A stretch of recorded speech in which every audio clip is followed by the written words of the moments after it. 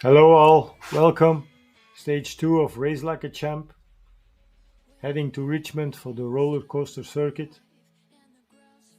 Nothing more than Libby Hill and 23rd Street in the opposite direction, straight from the beginning.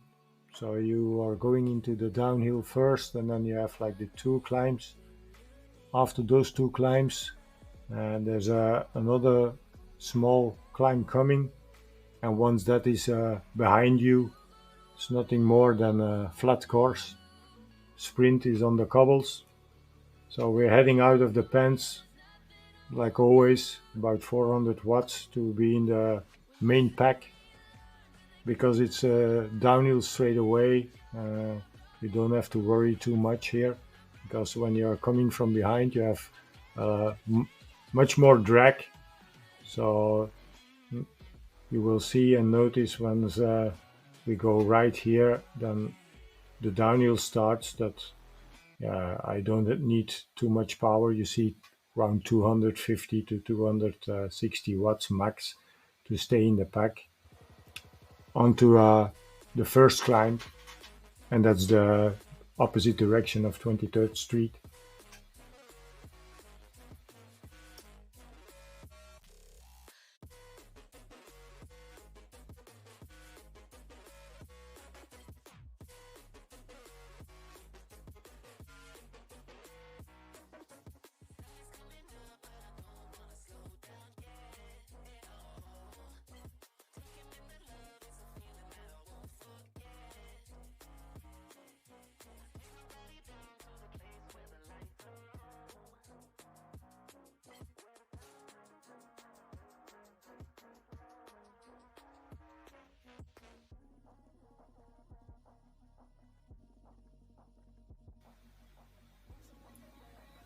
We're on 23rd Street now, almost on top. You will see that I will do a little effort here just to maintain the first group and not to risk it to go into the downhill with a small gap, because you know in Zwift a gap can be deadly. So now I'm back here in the main pack, being easy, knowing that another kick is coming straight behind this downhill. But yeah, let's say that this direction is much less hard than the normal direction. Like we are entering the back of Libby Hill here, and it's almost nothing. It's a little kick of 30 seconds, and then you're already on top. Once this is behind us, we'll starting here. You will see you ramp it up, and then you also see the power ups coming. Because I have an aero power up, I didn't want to risk to losing it because it's the best power up to have in the flat sprint, of course. So I kept it the whole race. These are like sections when you actually don't need a power up really. Some do it because they have it and they think, yeah, we get a new one straight away. But you never know what you get, and I rather have the aero than the draft one to go into the sprint. So I kept mine for the whole race. On top here, almost, and then we go into the downhill, and then there's another kick coming in a few kilometers, and once that's behind us, there's nothing much more to it than just being there in the front line waiting to the sprint.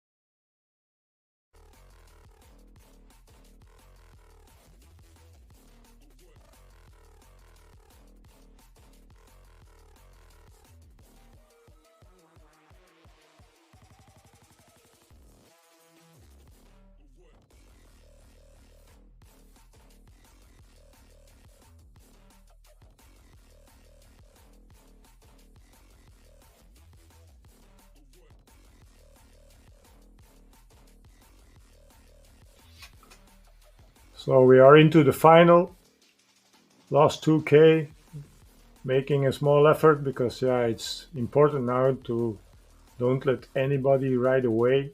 The black rider of BZR before me is actually a teammate. I helped him the race before because we did this course 2 times. Already did it once before, where I was second and he was first because he was solo in a breakaway, and I won the bunch sprint behind him. And then we decided that here he will help me to win, so it was good. Kept everything together here. Also set a little bit of harder pacing, so nobody attempts to ride away because the pace already was on the higher side, approaching the last kilometer. So yeah, I decided to stay in front because you never know what happened. You will notice that some riders will start going to the front, and yeah, even when the pace was high, they still try to go for a breakaway, a small breakaway then. So I decided to touch my wagon and not wait and taking the risk of 2 or 3 riders taking too much advantage in the last turn.